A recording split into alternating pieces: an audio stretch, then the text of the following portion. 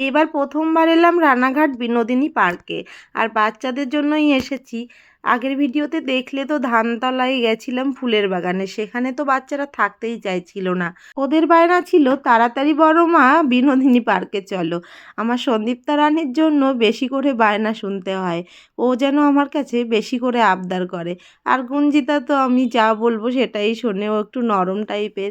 তো পৌঁছে গেছি এখানে, এসেই তো আমাদের গাড়ির সামনে দুটো গরু বেঁধে গেছে। বাচ্চারা তো খুব ভয় পেয়ে গেছিলো, সবাই এসে আমাকে জড়িয়ে ধরেছে। ওর পাপা তো টিকিট কাটলো, তারপর আমরা ঢুকে পড়েছিলাম ভেতরে।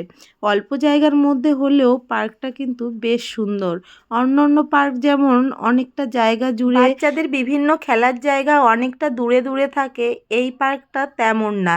এই পার্কটায় একদম পরপর সব কিছু রেডি করা আছে, সেজন্য বাচ্চাদের অনেকটা হেঁটে যেতে হচ্ছে না, দৌড়ে দৌড়ে একটা খেলার জায়গা থেকে আরেকটা খেলার জায়গায় চলে যেতে পারছিল। জায়গাটায় বেশ সুন্দর, তবে একটা জিনিস খুব খারাপ লাগলো, এখানে বাচ্চাদের নিয়ে আসা সেফ না, কারণ এখানে পরিবেশটা খুব বাজে। এখানে একটা পারমিশন আছে, ছেলে মেয়েরা এক জায়গায় এসে আড্ডা মারছিল, ওই জিনিসটা বাচ্চারা দেখলে সত্যি ওদের এফেক্ট পড়বে, সেই কারণে আমাদের এখানে বেশিক্ষণ থাকতে ইচ্ছা করছিল না। আর অদ্রিতাদের নিয়ে তো খেলার জায়গায় এসে গেছিলাম, অন্য পাশটা একটু অ্যাভয়েড করে চলছিলাম। বাদ বাকি অন্য জায়গাগুলো বেশ সুন্দর।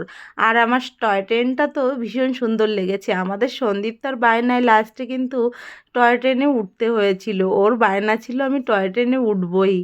ওর বায়না তো কমপ্লিট করেছিলাম, কিন্তু আরেকটা বায়না ছিল মোমো খাবে। এর ভেতর তো কোনো খাবার দাবার ছিল না, যেহেতু প্ল্যান করেছি আমরা ফ্লেভারস অফ রানাঘাটে যাব রাত্রে, সেজন্য ওদের বুঝিয়ে সুঝিয়ে আবার সেখানটায় নিয়ে গেছিলাম। আর এখানে যখন খেলা করছিল প্রথম দিকে তো বলছিল চলো পার্কটা বেশি করে ঘুরে আসি, ওদের নিয়ে আমাদের ঘুরতে বেশ আনন্দই লাগে। আমি আর আমার বর দুজনে পেছনে ওদের পাহারা দিচ্ছিলাম, আর ওরা তো খেলেই যাচ্ছিল, একটা রেখে আরেকটা। কত যে মজা করেছে।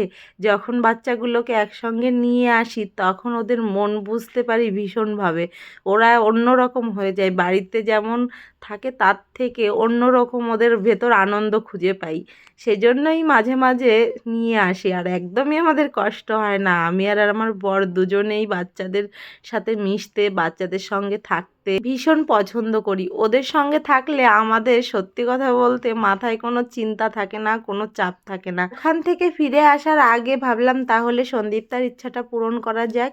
এখানে তো টয় ট্রেনে আমরা সবাই মিলে উঠে গেছিলাম, 4 বোনে তো এক জায়গায় বসবে, আমাদের দুজনকে অন্য কোথাও দিয়ে দিয়েছিল। তারপর ওদের টয় ট্রেনে ওঠার পরে খেলার ওখানে চলে এসছে, আর এখান থেকে তো ওরা যেতেই চাইছিল না। প্রথমে খেলার জায়গাটা খুব একটা ইন্টারেস্টিংভাবে এখানে ছিল না, টাইম স্পেন্ড করছিল না, কিন্তু তারপরে এই যে শেষের মুহূর্তে এখান থেকে আর যেতেই চাইছিল না। ওদের তো বারে বারে বলছিলাম চলো, তবুও যাচ্ছিল না। যখন বললাম ফ্লেভারস অফ রানাঘাটে যাব, রেস্টুরেন্টটা বন্ধ হয়ে যাবে, তখন ভয়ে ভয়ে তাড়াতাড়ি চলে আসছিল। আসলে আমরা প্রথমবার ওখানে যাব, সত্যি কথা বলতে যদি বন্ধ হয়ে যায় কিংবা কত টাইম থাকে আমরা তো সঠিক জানি না, সেই জন্য ভাবলাম একটু তাড়াতাড়ি যাই। আমরা এই পার্কের মধ্যে প্রায় 5:30টার দিকে ঢুকেছিলাম, আর 6:30টার দিকে বেরিয়ে গেছিলাম। 1 ঘন্টা পার করে তারপরে বেরিয়েছিলাম। ফ্লেভারস অফ রানাঘাটে যাব, তো ওই জায়গাটাও সঠিকভাবে চিনি না, সেই জন্য ভাবলাম শুনতে শুনতে যাব, আর একটু আগেই বেরিয়ে গেছিলাম।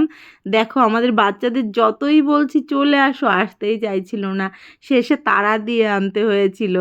অন্বেষা তো রেগে যাচ্ছিল যে বোনদের নিয়ে, 2 বোনকে নিয়ে এসে দাঁড়াচ্ছে, আবার আরেক বোন উঠে যাচ্ছে খেলনার ওখানে, এভাবেই অনেকটা টাইম পার করেছিল।